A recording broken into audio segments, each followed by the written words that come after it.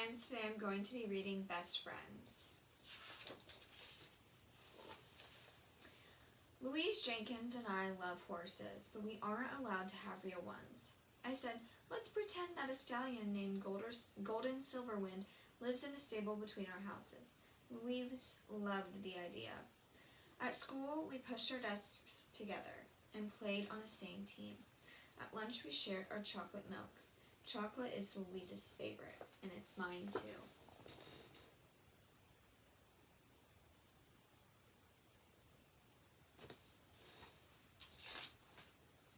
After school, we pretended that we rode Golden Silverwind. Our magic witch hats gave us the power to make our neighborhood anything we wanted it to be. And after dark, when it seemed to be haunted, we weren't scared as long as we were together. We were best friends.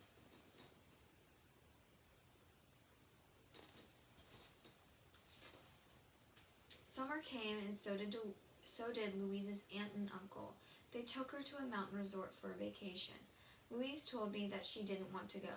It will be awful, she said, and I'll miss you every day. When she left, our neighborhood turned into a lonely desert. If only Louise would be able to escape. I even wish she'd get a contagious disease so they'd have to let her come home. I wouldn't be afraid of catching it. I'd nurse her back to health with chocolate milk.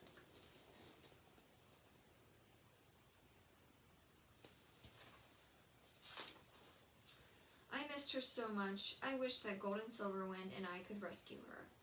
Finally, I got a postcard. It said, Dear Kathy, this place is terrific. Yesterday I saw 3 deer behind the lodge. There are lots of kids my age. And Aunt Pat and Uncle Bart take us camping on Pinecone Peak. I hope you're having fun too. Love from your friend, Louise.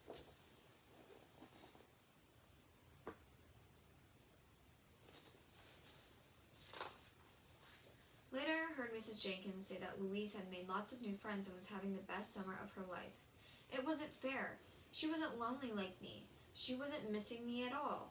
Louise Jenkins was a traitor. She was my worst friend. I wish that a volcanic eruption would blast Pinecone Peak into pebbles.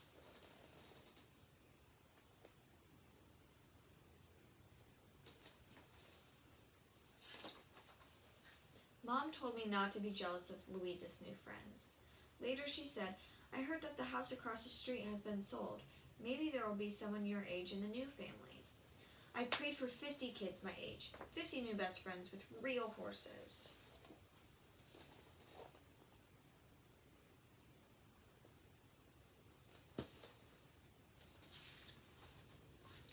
When the moving man came, I asked him, how many people are in the new family? He said 1. I asked if it was someone my age. He said, nope, it's Mr. Jode. He's 72. This was the worst summer of my life. The new family was one old man. Mom said we should go and be good neighbors. She sent me to invite Mr. Jode for a cookout.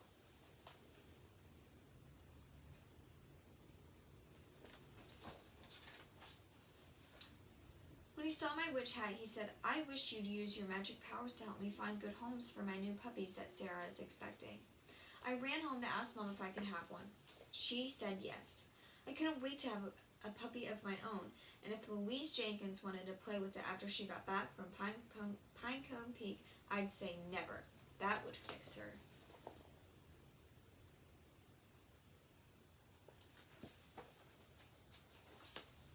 Mr. Jode and I talked about how much fun it would be when the puppies were born. I told him I wanted a spotted one, just like Sarah. The first spotted one would be yours, he promised. One day, Mrs. Jenkins showed up and said, I understand that your dog is expecting puppies. I'd like to reserve one for my daughter, Louise. I couldn't stand to think of Louise having one of Sarah's puppies. I told Mr. Jode that I would keep all of them.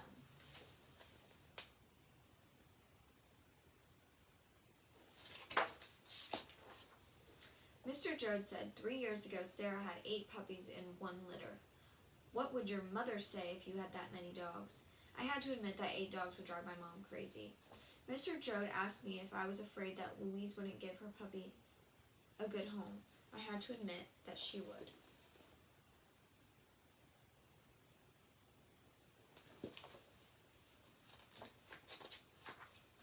A week later, Louise came back. Her mother had already told her that we were both getting puppies, and she was all excited about us raising them together. Next, she started talking about all the campouts on Pinecone Peak, and how her uncle and aunt had already planned a return trip for the following summer. I pretended to be very interested in my book. Then she told me that she was glad to be home and that she had missed me very much. She had bought me a red Pinecone Peak sweatshirt, a sparrow's feather, a rock collection, and a whistle on a lanyard that she had woven herself. I told her how much I'd missed her, but I didn't tell her how mad I had been.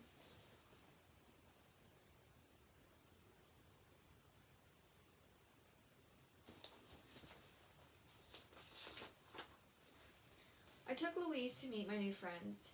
I knew that they would all like each other, and they did. I said, "Aren't Sarah's spots beautiful? I'm going to get the first puppy that looks like her." A few nights later, Mr. Jode called to say that Sarah was having her puppies. By the time we arrived, one puppy had already been born. It was brown. Mr. Jode handed him to Louise, saying, "When he grows up, he'll look just like Sarah's mother."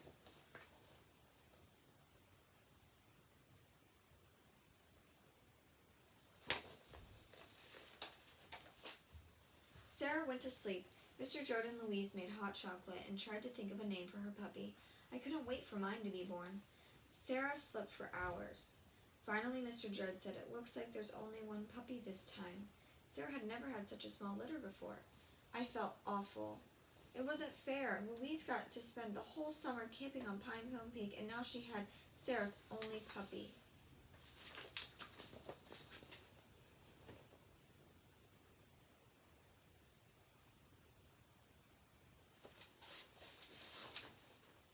Louise said, "I think the brown puppy should belong to both of us. We could name him Golden Silverwind." Mr. Jode said, "I'll build him a doghouse between your houses, and Sarah and I will help with his training."